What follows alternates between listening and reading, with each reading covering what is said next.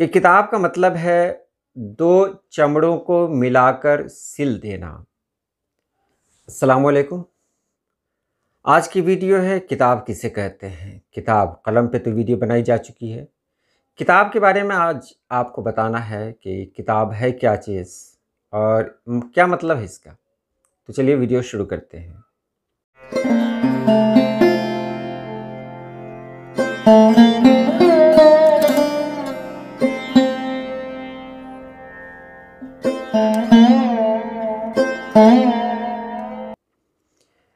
हम सभी जानते हैं कि ये लिखने पढ़ने का जो रिवाज है ये बहुत ज़माने से चला आ रहा है। अब हम पढ़ेंगे तभी जब कोई चीज़ हमें लिखी हुई मिले। लिखने का जो तरीक़ा है ये अलग अलग दौर में अलग अलग रहा है। शुरुआती दौर में लोग पत्तों पर लिखा करते थे। एक दौर वो भी आया जब लोग चमड़ों पर लिखा करते थे। हालांकि तहरीरें तो पत्थरों पर भी मिला करती हैं। तो ये लिखने के जो तरीक़े थे हर ज़माने में अलग अलग थे। और लिखना ज़रूरी क्यों था? लिखना ज़रूरी इसलिए था कि लोग अपने जज्बात का इज़हार कर सकें और हाल को मुस्तक़बिल के लिए महफूज रख सकें। जो चीज़ लिखी हुई होती है उसको महफूज रखना बहुत आसान होता है। आज हम गालिब को जान रहे हैं, इसलिए जान रहे हैं कि उनकी चीज़ें हैं। गालिब के हवाले से जो कुछ हमारे पास पहुँची हैं वो सब किताबी शक्ल में है। तो ये किताब लफ्ज़ है, ये आया कहाँ से? कुरान पाक में आपने पढ़ा होगा, अलिफ लाम मीम ज़ालिकल किताबु ला रैब फ़ीह। ये किताब अरबी ज़बान का लफ्ज़ है, लेकिन फ़ारसी ने इसे अपना लिया। और आज जब हम उर्दू में किताब बोलते हैं तो बिल्कुल ऐसा लगता है कि ये किताब न तो अरबी का लफ्ज़ है न फ़ारसी का, बल्कि हमारी उर्दू का लफ्ज़ है। किताब के बारे में अल्लामा राग़िब अस्फ़हानी ने कहा कि किताब का मतलब है दो चमड़ों को मिलाकर सिल देना। यानी दो पार्ट है, दो हिस्से हैं चमड़े के, उनको एक साथ सिल देना।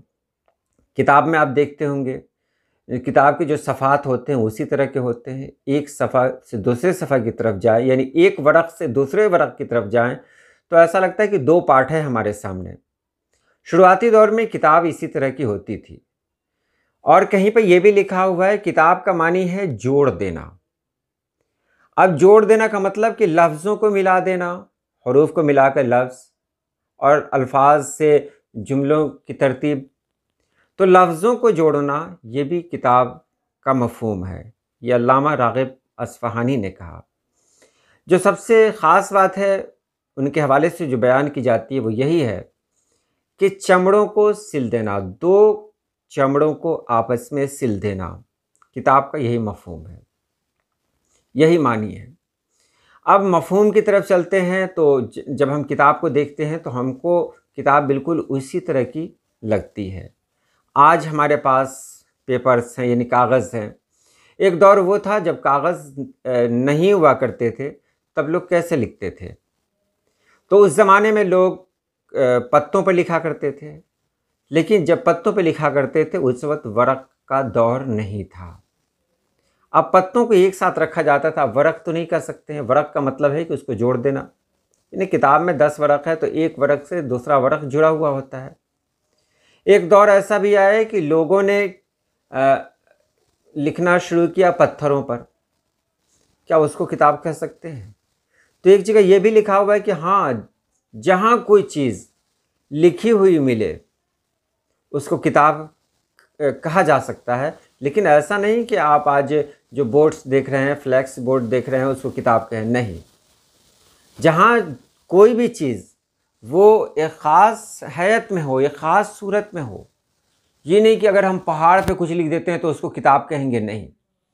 वो चीज़ें जिसको हम अपने साथ एक जगह से दूसरी जगह ले जा सकें, वो चीज़ें जिस पर लिखने का मकसद ही हो कि हम आने वाले दौर के लिए उसको महफूज कर रहे हैं, तभी उसको हम किताब कहेंगे, नहीं तो उसको किताब नहीं कहेंगे। अच्छा, ये जो आपने अभी सुना कुरान पाक की जो आयत है, ज़ालिकल किताबु ला रैब फ़ीह, इसका मतलब क्या हो सकता है? इसका मतलब यही हो सकता है ना कि किताब उससे कहते हैं जो लिखी हुई हमारे पास हो, उसके लिए कागज़ का होना ज़रूरी नहीं है। बहरहाल मुझे आगे नहीं जाना है, मुझे सिर्फ़ यही कहना है। तो किताब का मतलब यही हुआ कि हम लिखकर जो महफ़ूज़ करते हैं वो किताब है। किताब के साइज़ पे नहीं जाना है, उसकी ज़ख़ामत पे नहीं जाएँ। बस जो जो कुछ हम लिखते हैं अगर उसको महफ़ूज़ कर दें और वो औराक़ का मजमूआ हो।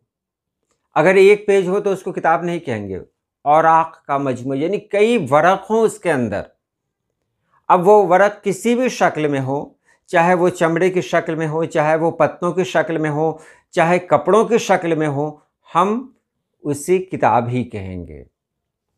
तो उम्मीद है आपने समझ लिया होगा कि किताब किसे कहते हैं। चलिए आज के लिए इतना ही। अल्लाह पाक आप सभी लोगों को खुश रखे, आबाद रखे। अल्लाह हाफ़िज़।